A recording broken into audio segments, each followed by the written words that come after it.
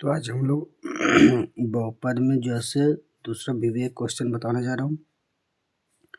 यदि बहुपद a plus 2 into x square minus 3ax minus 2 का एक शून्यक दूसरे का ऋणात्मक हो तो बहुपद निर्णय करें। तो इसमें कह रहा क्वेश्चन में कह रहा है एक शून्यक दूसरे का ऋणात्मक हो, तो मान लेंगे हम लोग दूसरा शून्यक मानेंगे। माना कि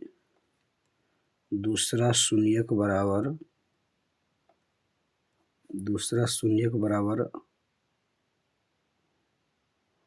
अल्फा है। तो पहला शून्यक, पहला अर्थात एक, पहला शून्यक बराबर, तो कह रहा है इसमें क्वेश्चन में एक शून्यक दूसरे का ऋणात्मक हो, तो एक शून्यक जैसे दूसरा का ऋणात्मक, तो पहले दूसरा शून्यक अल्फा वन हो तो दूसरा क्या होगा माइनस अल्फा। ये प्रश्न से कह रहा हमारे, तब हम लोग जैसे दो शून्यक है, यहाँ पर पावर 2 है, यहाँ पर द्विघात बहुपद है, द्विघात बहुपद में जैसे पावर 2 रहता है तो दो शून्यक होता है, दो शून्यक हमने मान लिया अल्फा माइनस अल्फा एक बार अल्फा। तो जो पहला शून्यक जो होता है वो अल्फा का मान होता है, अर्थात अल्फा बराबर अल्फा ही रह गया। और दूसरा शून्यक जो होता है वो बीटा का मान होता है, बीटा बराबर माइनस अल्फा हो गया। तो हम लोग सूत्र जानते हैं अल्फा इंटू बीटा बराबर c/a, है ना, c/a। इस सूत्र पर बिठाएंगे, लेकिन हम लोग बहुपद हमारे पास क्या दिया हुआ है, बहुपद ये है हमारे पास एक्स स्क्वायर का जो गुणांक होता है, एक्स स्क्वायर का गुणांक जो है a प्लस 2, ये हुआ एक्स ए का मान। तो एक्स स्क्वायर का गुणांक जो होता है वो ए का मान होता है, अर्थात एक्स स्क्वायर का गुणांक को a प्लस 2, तो इसलिए a बराबर a प्लस 2। b बराबर जो होता है एक्स का गुणांक होता है, एक्स का गुणांक क्या 3 है, -3 है, इसलिए -3a। c का जो मान होता है वो आता है -2, तो c बराबर हो गया -2। तो अल्फा का मान हमारे पास क्या है, अल्फा है, तो अल्फा इंटू मतलब गुना होता है बीटा, तो बीटा का मान हमारे पास माइनस अल्फा है, तो माइनस अल्फा बराबर सी। तो सी का मान क्या है -2 बटे ए, तो ए का मान क्या है a plus 2। Alpha Guna alpha तो अल्फा स्क्वायर हो जाएगा, माइनस है तो माइनस अल्फा स्क्वायर बराबर -2 बटे a प्लस 2। तो माइनस अल्फा बराबर अल्फा स्क्वायर और -2 बटे a प्लस 2, अर्थात इसको समीकरण फर्स्ट मान लेता हूँ। दूसरा स्टेप में हम लोग क्या जानते हैं कि अल्फा प्लस बीटा बराबर -b बटे a। तो अल्फा का मान हमारे पास क्या है, अल्फा का मान हमारे पास अल्फा है, तो अल्फा प्लस बीटा, तो बीटा का मान माइनस अल्फा, तो minus alpha, plus minus minus होता है इसलिए माइनस अल्फा बराबर -b। तो b का मान हमारे पास -3 है, तो -3 है बटे a, तो a का मान हमारे पास a प्लस 2 है, a प्लस 2। अल्फा में अल्फा चला गया तो क्या होगा 0, a प्लस 2 इधर बटा में इधर रखे गुना हो गया a प्लस 2 के साथ, 0 बराबर -3a, 0 से गुना हुआ तो 0, इधर -3 गुना में इधर रखे बटा में -3 बराबर क्या बचेगा इधर a, अर्थात -3 से भागा 0 तो 0 बराबर a, अर्थात हमारे पास a का जो मान निकला है a बराबर 0। इसको जो समीकरण फर्स्ट जो माना हो इसमें हम लोग क्या करेंगे, a का मान बैठा देंगे, तो लिख देंगे a का मान फर्स्ट में रखने पर, फर्स्ट में रखेंगे, फर्स्ट में क्या है माइनस अल्फा स्क्वायर बराबर -2 बटे a प्लस 2, अर्थात माइनस अल्फा स्क्वायर बराबर -2 बटे a का मान 0 प्लस 2, अर्थात माइनस अल्फा स्क्वायर बराबर 0 प्लस 2, तो 2 से भागा -2, तो 2 से 2 1 2 -1, माइनस माइनस प्लस स्क्वायर हटता तो रूट अंडर, तो अल्फा बराबर रूट अंडर 1, रूट अंडर लगता है तो प्लस माइनस चिन्ह होता है, इसलिए अल्फा बराबर एक बार 1 एक बार -1। तो ये हमारा अल्फा का मान निकल चुका है। तो हम लोग बहुपद का निर्माण करना है, हम लोग को अल्फा का मान निकल गया,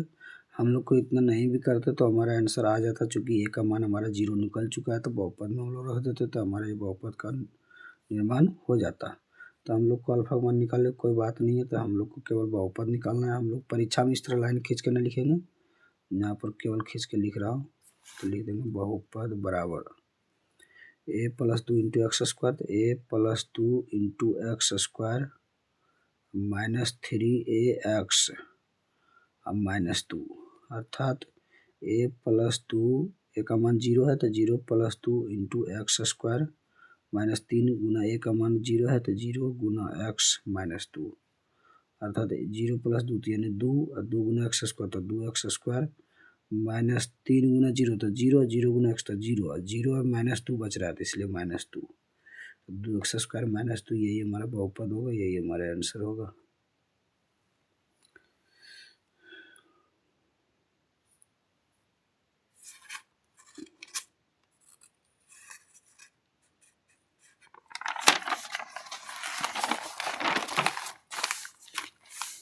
दूसरा क्वेश्चन हमारे पास है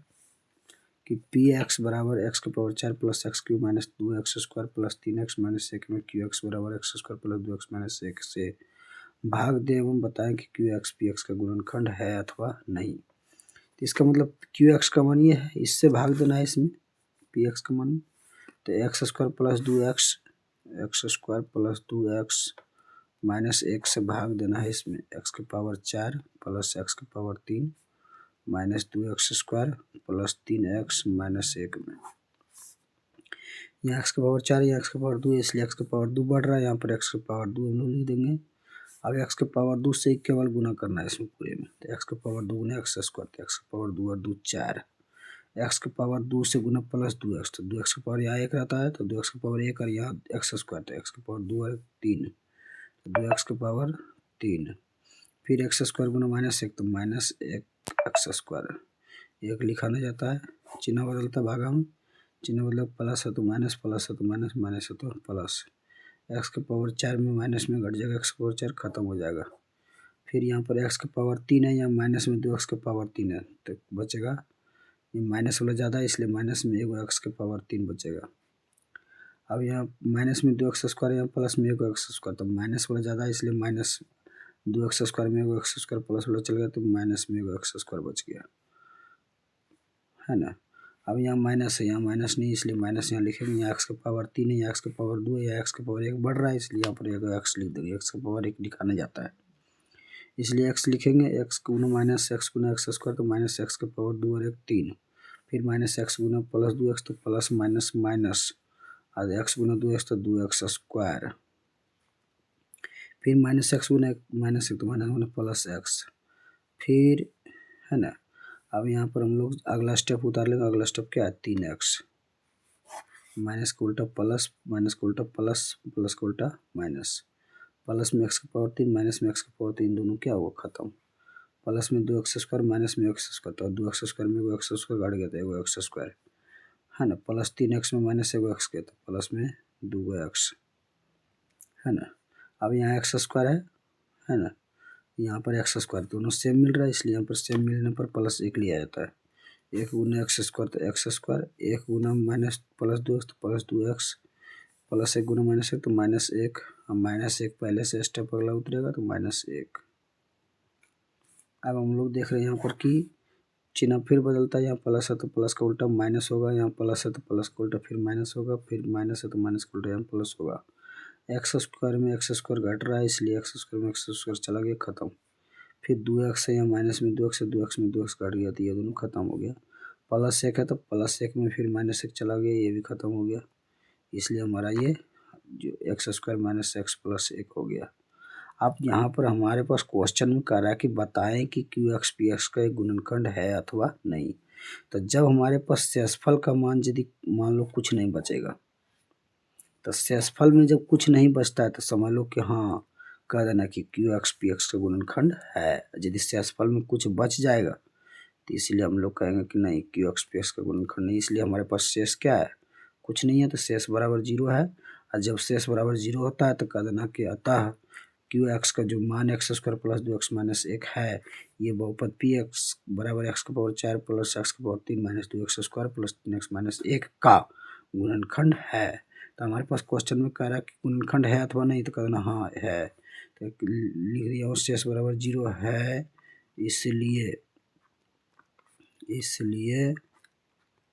इसलिए हाँ गुणनखंड है, हाँ गुणनखंड है। यही हमारा आंसर हुआ। अगला हम लोग दूसरे दिन देखेंगे।